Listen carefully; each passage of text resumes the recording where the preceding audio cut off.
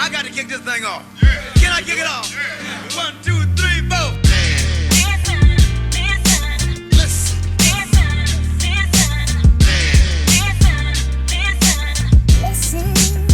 Ladies and gentlemen, listen.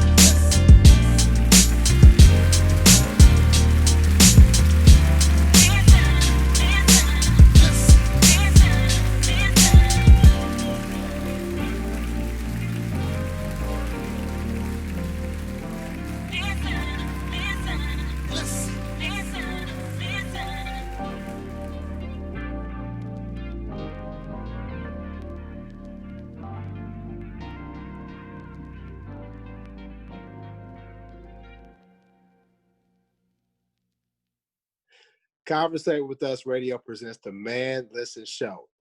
We are the blackest radio show on the internet. We bring you our opinion on topics that affect the Black community in an effort to enlighten, enrich, and empower every brother and sister that falls under the sound of our voice. We operate on a no-hating frequency, so be prepared for us to keep it 100% real and 100% Black all the time. Please follow the show on Instagram, Twitter, and Facebook at Man Listen Show. And you can also subscribe to the show on iTunes, Spotify, YouTube, basically everywhere you podcast. Please share the show and make sure you use the hashtag Man Listen. I'm your host, Mark B. Let me go ahead and introduce the crew. Arika, what's up with you? Nothing, what's up? had to get the glasses right, huh? Yeah. Glare, I was looking crazy. That reminds me of an old Saturday Night Live skit when they had Frank Sinatra and Stevie Wonder. And she's blind as a bat. They said, I am white. He said, I am Black. You're white. You're blind as a bat. And I have sight. Yeah. Wow. I'm just messing with you. And my boy Lab, what's up, bro? What's going on, man? Not much. So we down one person. We don't have C with us today. We definitely miss her, but today's her anniversary, so we gave her the day off. Shout out to C and Mr. C. And we appreciate y'all. We love Black love. Hope y'all enjoy y'all's evening. So and shout out to Tony too. What'd you say? Shout out to Tony too, man. Right. Yeah. So a few episodes ago, we talked about should the NBA come back, right? Should the players come back to play? And obviously, they have came back to play. I haven't watched any of the games since they're in the bubble. Have y'all watched the games? How's it been? My husband said it's cool. And then I saw like maybe 30 seconds. So the way they have it, it's like zoomed in. So the crowd is like irrelevant. So instead of them panning the crowd, you just focus on the court the whole time. And then they've got like this little background thing where they said it was people's faces like on a TV screen. So I guess that's what they were selling, but you don't really notice that. Yeah, it's been the games have been, it's basketball, but I just like the way that they were able to safely so far get their players back, unlike other leagues and sports and so forth. So well, they most of them, because was it Lou Williams? They had to go to Magic City to get some wings or something like that. Listen, if you from Atlanta, Man. That's where They you get your called wings. the You know what I mean? Lou The strip club, people eat at the strip Peppers. clubs in Atlanta. Right. The food is good. Yes, So you Strokers can. got some fire food. You can have a full brunch. So I've heard. Yeah.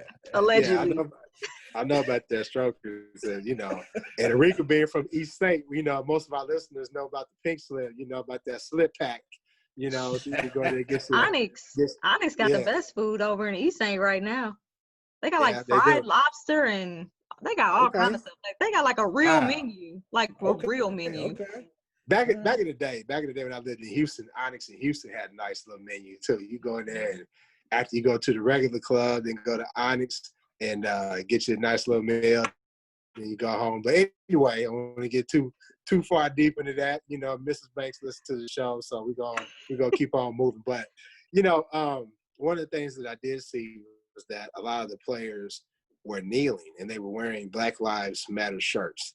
And in particular, one player decided that he was not going to kneel and he wasn't going to wear the shirt. Jonathan Issac of the Orlando Magic. when reporters asked him why he didn't kneel, why he didn't wear the Black Lives Matter shirt. He said he did in fact agree that Black Lives Matter, but he just didn't feel like wearing the shirt and taking a knee was something that he wanted to do. He said he lived by the gospel, and he made reference to God or something to that extent. I'm paraphrasing. He used that as a reason as why he didn't want to kneel or wear the shirt. So he isn't the only player that did not kneel. There's another, he's a white player. I don't know his name. I can't remember the team, but he decided not to kneel, but he did wear the Black Lives Matter shirt. But in terms of this player who is black, not ADOS, but him decided not to kneel and wear the Black Lives Matter shirt. What are y'all thoughts about that? I mean, my initial statement was that's the universe, but Well, hold on. No, we talk about him not kneeling, not wearing the shirt. We'll get to the other part in a little bit. But let's talk about his stance on not wearing the shirt and not taking a knee. I think that whenever Christians especially use religion as a crutch, I always want to ask them more questions, because whenever you try to get past that initial, oh, well, you know, the gospel says this, okay, well, explain that more, how this applies to basketball, because I'm pretty sure you can find some discrepancies in that in how you live your regular life, but you're just using that right now as an excuse. And I feel like too often Christians use religion as an excuse to do or to not do something without having a real reason that they've thought out on their own.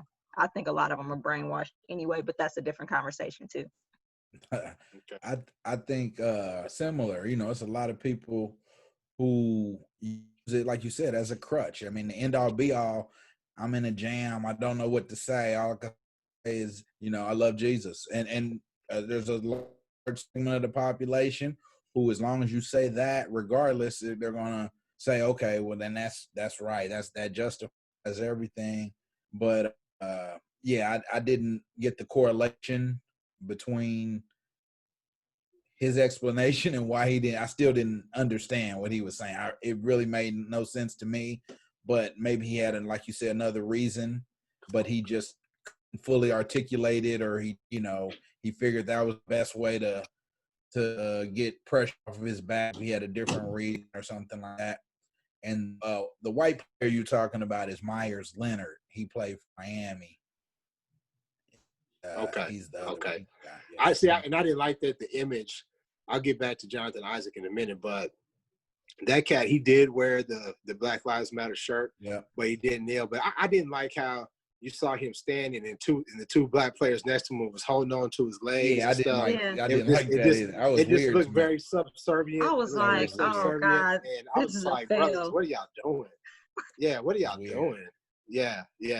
But in terms of Jonathan Issac, like when the reporters asked him why he didn't take a knee and why he didn't wear the shirt, it just seemed like gibberish to me. Then he kind of threw in gospel and God in there. And I may mention before that he's not, ADOS, but, there's a lot of our brothers and sisters who come from sort of an immigrant background, and their perception, their perspective on the trials and tribulations of being black in America is a little bit different. And I saw references to where this dude, people tried to say he was MAGA. I tried to look it up and try to see if that was verified, but I couldn't verify it, so I'm not going to perpetuate that. But to me, if you don't want to embrace Black Lives Matter, like me personally, like it's not really a big factor for me, Black Lives Matter, because I've heard so much, contradictory stuff from black people about Black Lives Matter. A lot of it is centered around the LGBTQIA, that I get all the letters. It's more so. Yeah. LGBTQIA is more centered around their embracing of that culture, which I don't necessarily agree with, because I have friends in the family who are gay or lesbian or bisexual, and I definitely feel like they're black and their lives matter. But there's definitely people that just don't fool with Black Lives Matter for whatever reason. For me, it's inconsequential because I want tangibles. Whatever program is able to advance the improvement of the condition of Black people in America, that's what I'm rocking with. So would I wear a t-shirt? Yeah. Would I stay lock in step with my brothers that's like, hey man, we're gonna wear a Black Lives Matter shirt and we're gonna take a knee? I wouldn't be like, nah, I'm not doing that with y'all. Right. I would be lock in step with them, but it's not that big a deal for me per se. But I wouldn't give some bogus reason like this cat that cat gave, because it definitely seems as if he was trying to play towards a different crowd. And if y'all didn't know, as soon as he pulled that stunt, his jersey sales went up to number 2, only behind LeBron James. Like they shot up immediately. Yeah. So the whole MAGA crowd and everybody, All Lives Matter crew, they were trying to make a statement by supporting that dude. You know what though? I was thinking too. I was like, well, maybe it wasn't that. Maybe it was just coincidental because he was wearing number 1. Maybe they was Penny Hardaway throwback jerseys. People was. There y'all go giving the benefit of the doubt again. That's a stretch. I know, but I'm just like, why would you buy this dude's jersey though? Like seriously, man, okay, yeah. I don't know, but that's my point too. It's like, if you can seriously articulate some reasons why you don't support Black Lives Matter, because we've discussed the deficiencies that I think with the website and the movement, but you could also differentiate between the slogan and the movement. But if you can articulate a reason for not wearing the shirt that makes sense to me, or that is at least arguable, then I'm cool with that. But if you're just like, well, it just doesn't line up with my and Jesus game plan for life. Like, don't just try to throw Jesus out there to throw everybody off. You're like, oh, well, that's his choice because that's his religious beliefs. There's not a thing in the Bible about wearing t-shirts. And it's probably a whole lot of brothers that will consider themselves just as Christian as him that was kneeling with the t-shirts on. Guaranteed. Coaches. Long as they wasn't on both knees like Ray Lewis was when he was taking the knee. That clown. But unfortunately, 2 days after he took that stance, he refused to take a knee, and he injured his knee very badly. And a lot of people had a lot to say about it. People made jokes about it. I definitely don't want to see anybody injured or whatever, but I definitely believe the ancestors are real. Sometimes they speak to us through signs, and that's just I'll just leave it at that. But what did y'all think about the people's reaction to him being injured 2 days after taking this stance? What was y'all thoughts when it came to that? Man, I thought like Erika said up top. I was like, yep, that's what kind of in my head. I was like, that's what you get, Yeah. Said, you're not gonna take a knee, we're gonna take your knee. yeah. That came from Harriet Tubman and Fannie Lou Hamer and all the ancestors. Right. Yeah. Listen, the universe was like, oh, we'll help you. Right. We'll help you see the error of your ways.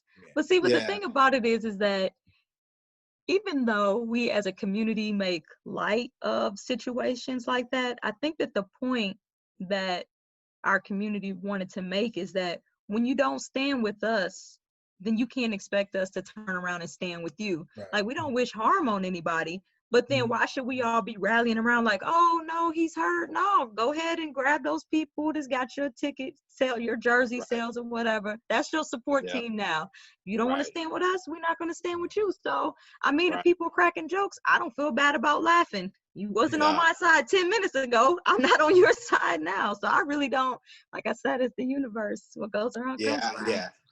Life comes at you fast.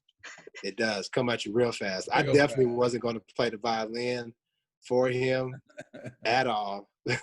Not at all. Because, my thing is, when you basically stand against or stand out against what we're trying to do as a movement, or what a particular group of Black people are trying to do as a movement, my question for you is, what are you getting out of it? Like, what are you getting out of it? And you realize that you are actually doing us harm? You're actually setting us back by creating this story and creating momentum and enthusiasm by the other side.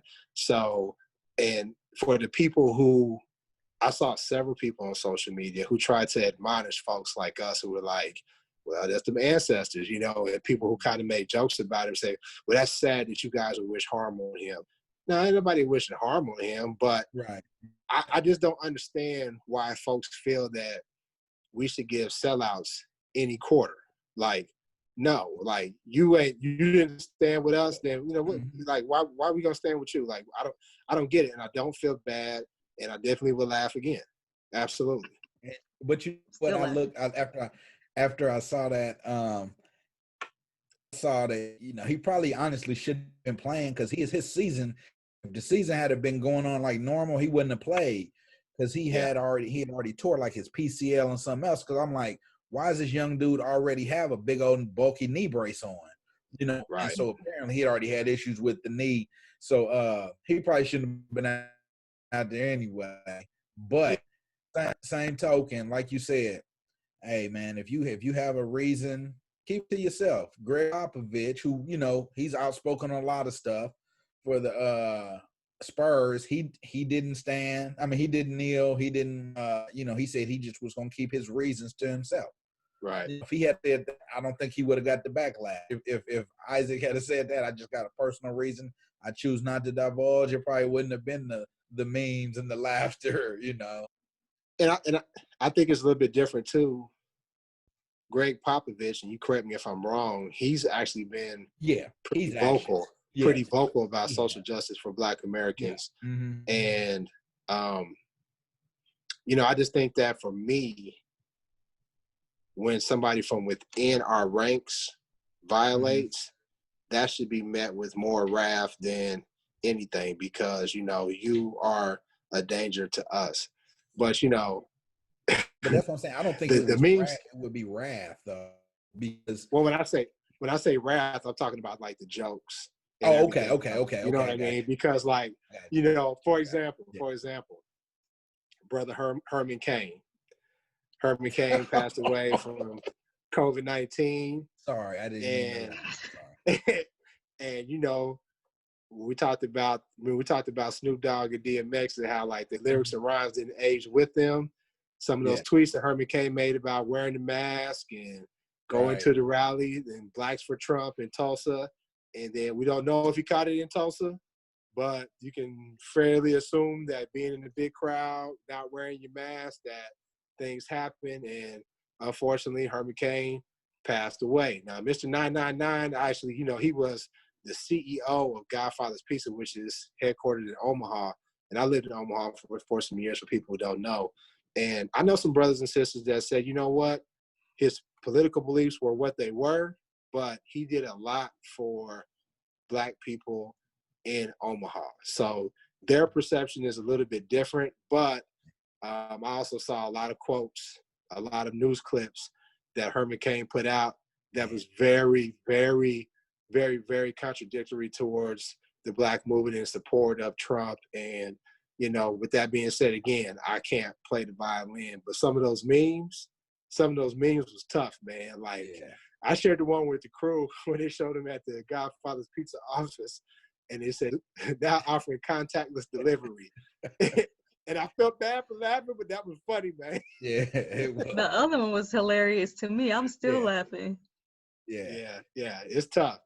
But again, you know, when you take that stance, I don't think we're wrong for not, you know, throwing a pity party or being sad when you really have been moving in the opposite direction of what Black people consider advancement of our cause. So, yeah. See, my thing is, like, no disrespect to his memory or anything like that, but I think that no one is beyond reproach and no one is beyond criticism. And just because you pass away doesn't mean that now I can't criticize the dumb stuff that you said before you passed Absolutely. away. You're absolutely right. I feel like, especially when you're in the political arena or in the spotlight, everything that you say and do is going to forever be up for commentary. And so for him to be so dismissive of a global pandemic and then succumb to it, I mean, like I say, that's the universe. The irony. Wow. I mean, and so for us to pretend that there's no irony there, I think that would be more of a disservice than, like you said, playing violins and pretending like we're in support of the things that he was saying and doing, when that's just not true. He was basically an enemy of the movement and what we're trying to accomplish for Black people. And what he was doing and talking about, basically he created his own storm and then he had to live with the consequences or not. Speaking of not being above reproach, did y'all hear about what happened with Common and Jaguar Wright? Yeah. I mean, yeah. So I don't know who she is. okay, so she's an R&B artist. She's out of Philly, and she I think the main thing people would know her for, she performed with Jay-Z on his live album when he did MTV Live. I think Unplugged, Heart of the City. Yeah, Mhm. Heart of the City. She sang on that, and she has some nice little neo soul music for real. She's pretty dope as a singer. Mhm. So a lot of the neo soul movement came out of Philly. With the Roots, James Poyser, and all those. So she was kind of linked in with that. So that's Jaguar Wright. So she came out on I don't know if it was an interview on IG Live or somebody she was interviewing with, and she was talking about sort of the shadiness of the hip hop industry. Now, I think this was sparked by the passing of Malik B. Malik B was one of the founding members of the Roots. And speaking and rest in power to Malik B. That first Roots tape, when I got it, it was so different because of the instrumentation and him and Black Thought flowing off each other. I don't know why he, fell out the group or what happened, but she was speaking about the griminess and about how she felt he was done wrong. So somehow she went onto a tangent about Common. And she said it was like after a show, I'm paraphrasing because I don't have it in front of me. After the show, they were in the room and he had asked her for sex. Y'all correct me if I'm wrong. Asked her for sex. She said no. She had mentioned that, she said, okay, I'm going to go to sleep with my clothes on. Because she said previously she had been a sexual assault victim. So she said, I'm going to sleep with my clothes on to buy myself time in case he tries something funny. And then she said she woke up to him trying to put his penis in her mouth.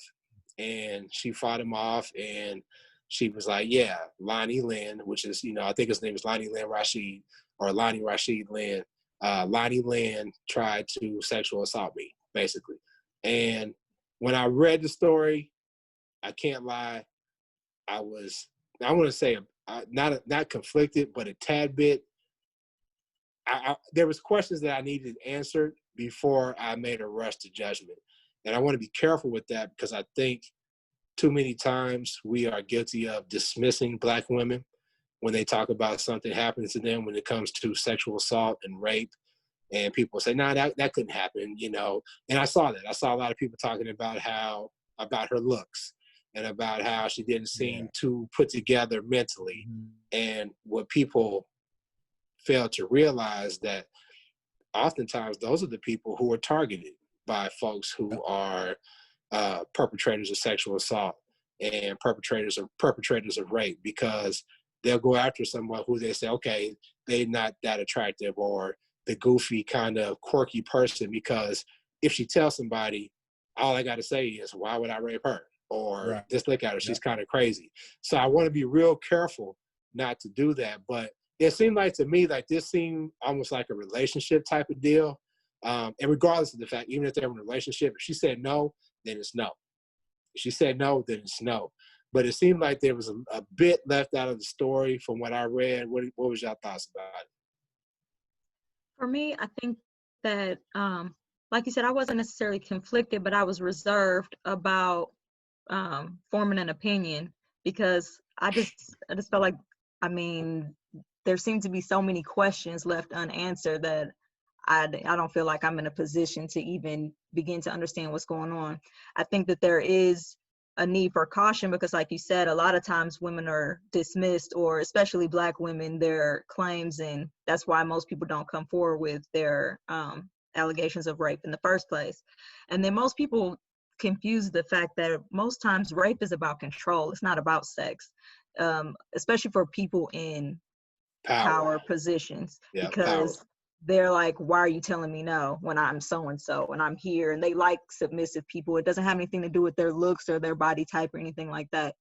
And so in that case, it's like when people are bringing up her looks and stuff, I didn't even see that part. That to me makes no sense. I think that's, again, part of the rape culture where people are like, well, let's attack her because we love Common and we don't want this to be true. And see, for me, that's not my stance. My stance is, like you said, I just don't know the totality of the situation. Not that it changes things, because if she felt like she was assaulted, then that's her truth. And his opinion may be that he thought she might be with it. I don't know. I don't know why they were in the bed together. I don't know why, you know what I mean, he would have thought that that was the best way to try her. I mean, I don't know too many grown women that haven't woken up with a dick in their face, but that doesn't necessarily mean that in that situation it was appropriate. And so was there a relationship? Were they married? I don't know. So But that's why I was confused, and that's why I wanted to clarify, like, were they in a relationship or were they just friends? Because that answer makes a difference. yeah. Because I ain't gonna lie to you, and I think most dudes would agree, you know, it ain't nothing for you to be in the bed with your lady. You wake up with some morning wood and you just, you know, like, let me put it on her, so, you know, try to get her in the mood or whatever. You up? But if it's just your friend, right? Yeah. Yeah, if it's just your friend and y'all not in that type of y'all don't have that dynamic to y'all's relationship, then that's when it's like some perv ball stuff. You know what I mean? That's when there's some creepy stuff that, you know, like that's inexcusable. So, Lab, what was your thoughts, bro? No, I agree with you, both of you guys, as far as saying in a relationship, that's something that probably has occurred before, or, you know, multiple occasions, right? So that's why I looked at that they were not in a relationship, because if she's, you know, of age and been in multiple relationships, then that probably should have happened or would have happened previously with other people, with people after him, and vice versa and everything like that. But he's the only one that she's saying anything about. So that's what led me to believe that they weren't in a relationship, and that it was just a random, or like a one-off, just one of those nights. And, you know, I definitely found to where that could be. I could definitely see that happening. I mean, again, I don't know Common. I don't, you know, I know his persona on TV and things like that, but just knowing, like she said, the hip hop industry, we've talked about it before. It is kind of misogynistic and, Grimy. You know, kind of grimy. Yeah, that's a good way to put it. So I couldn't put it past anyone, especially in that era. This wasn't something that happened in 2020. You know, this is probably 20 years ago. So, I mean, it was a different era. 20 plus. Yeah, 20 plus. Yeah, you know what I mean? So it was definitely a different era. He probably was in his early to mid 20s, which, you know, guys do things, you know, and situations occur at that time where, you know, if you, in hindsight, you're like, man, that could have been taken totally differently than how it played out in my mind. And she could view the situation one way, and he could view it totally differently. And both of them stand in their truth and say, no, that's not what happened. Yeah, this is what happened. And that's what they recall. I mean, it's hard to say. So I can see it happen, but then again, I can see it being a misunderstanding too. So I really don't know. I think the lens that you look at it is important, because the lens we have in 2020, like you said, is much different. Yeah. Post Me Too versus back then. And, you know, I just want to tread lightly, because you know, like Arika said, we don't want to perpetuate the rape culture and just totally dismiss her.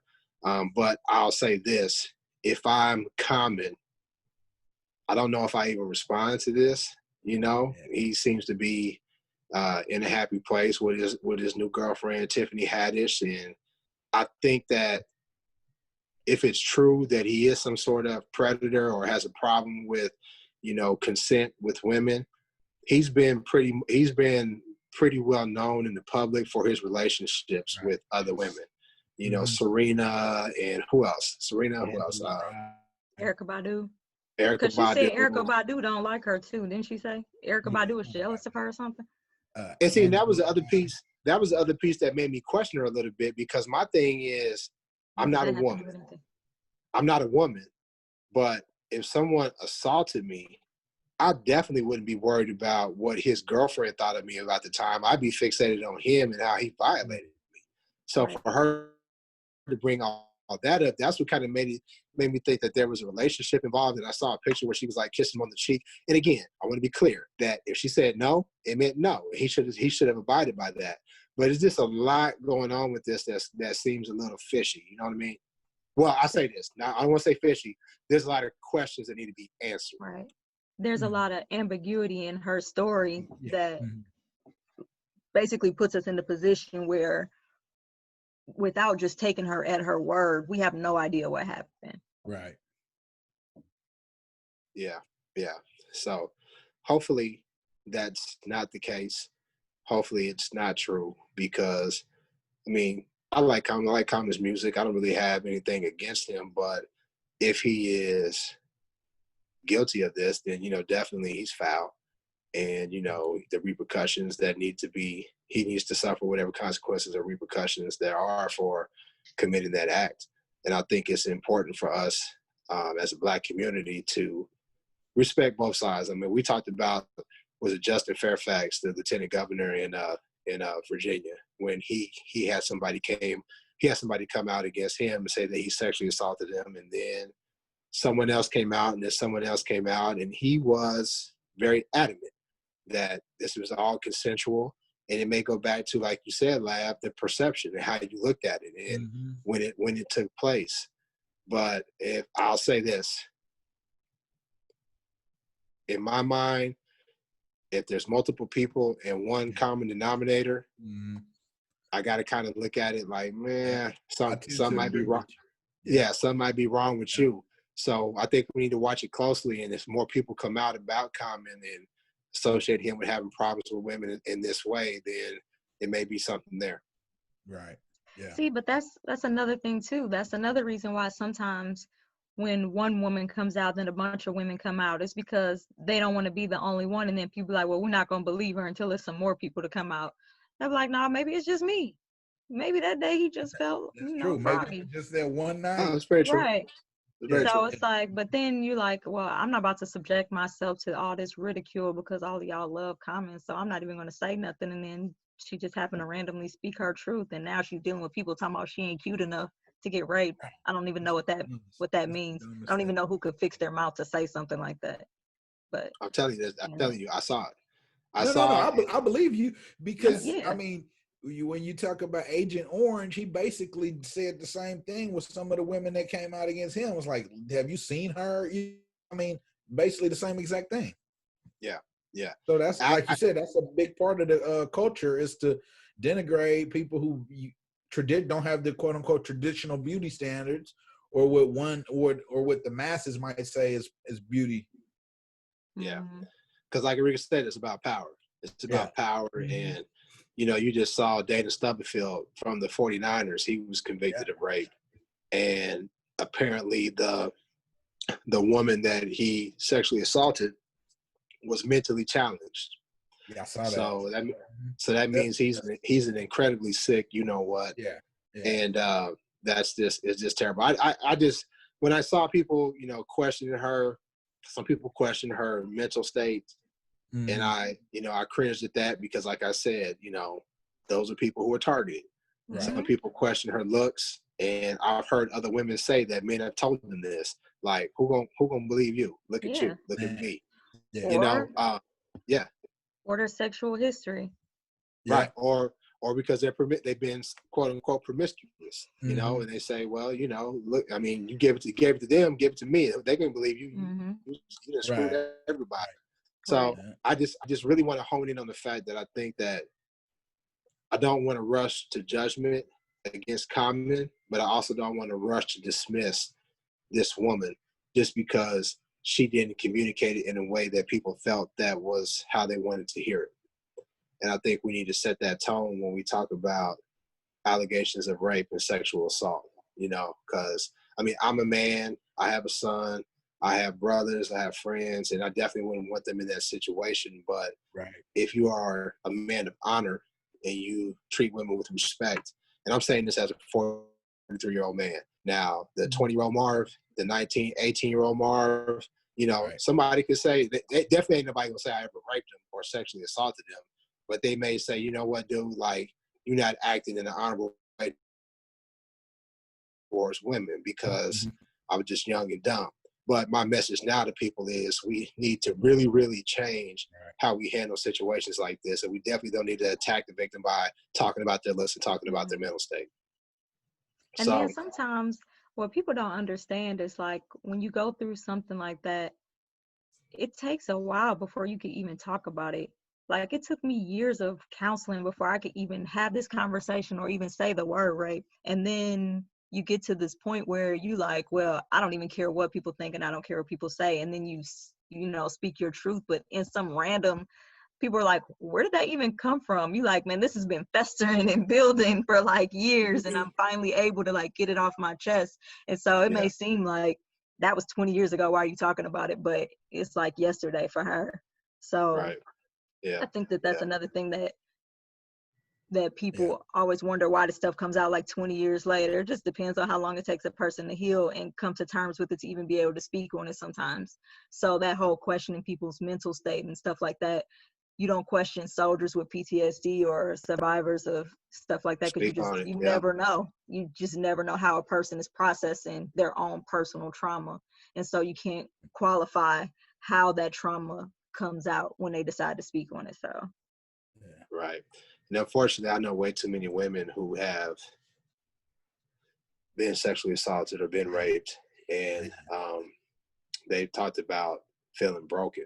And, you know, as a man, I've had different things that I've dealt with, nothing on the level of being sexually assaulted or raped. I'm not trying to put it like that, but it took a lot of healing and fixing myself before I could talk about those things openly and address them and not be insecure or anything else in regards to that topic. So I could only imagine dealing with something like that level of trauma, that level of devastation, and then trying to speak to the world about how this happened to me, and then to have people question your looks and question your mental state.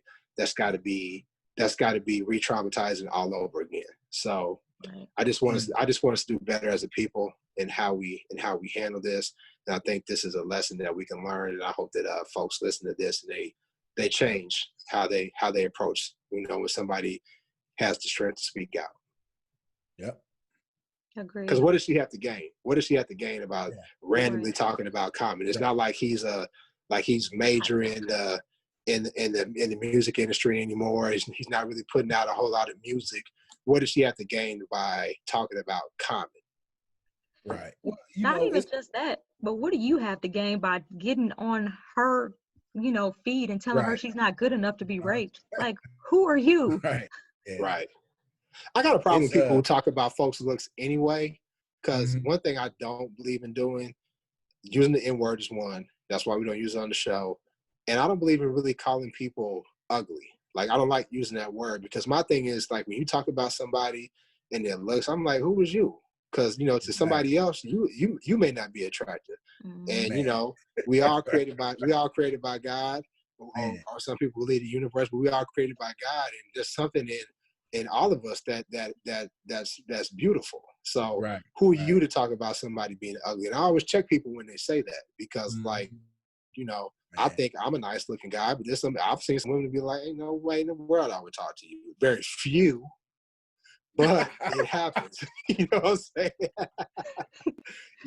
It's definitely foul. But man, you know, you mentioned something earlier, talking about, you know, a lot of women, and as I've gotten older, that's one of the main reasons that's changed my view on a lot of this. Is more women I've talked to, just friends that I have. I honestly did not realize how high the percentage was of women who have dealt with sexual assault. It blew my mind when I started talking to more and more women, and they're like, yeah, you know, this happened, and I was like, wow, like and it speaks to the strength of our Black women, because if something like that happened to a brother, he would be devastated, no good, strung out on heroin, coke, or whatever. But our sisters keep moving. And to your point, I had a friend, she was sitting in the setting of other women, and they were talking about, you know, how they were violated as children, high school. And when she said, no, that never happened to me, Right. they didn't believe Yeah. her. They was like, you sure? That's what I was gonna say. It's And probably that's so sad. That is so sad. yeah, That's so sad. probably more that have than haven't. Yeah, absolutely. Absolutely. Well, I think we talked about it enough. Make sure everybody that you follow the show on Instagram, Facebook, and Twitter at Man Listen Show. And make sure you subscribe to the show on SoundCloud, iTunes, Spotify, YouTube, basically everywhere you can find the podcast. We'll holler at you next time. Peace. See, happy anniversary. Yeah. Keep your head up, Jaguar. Get up.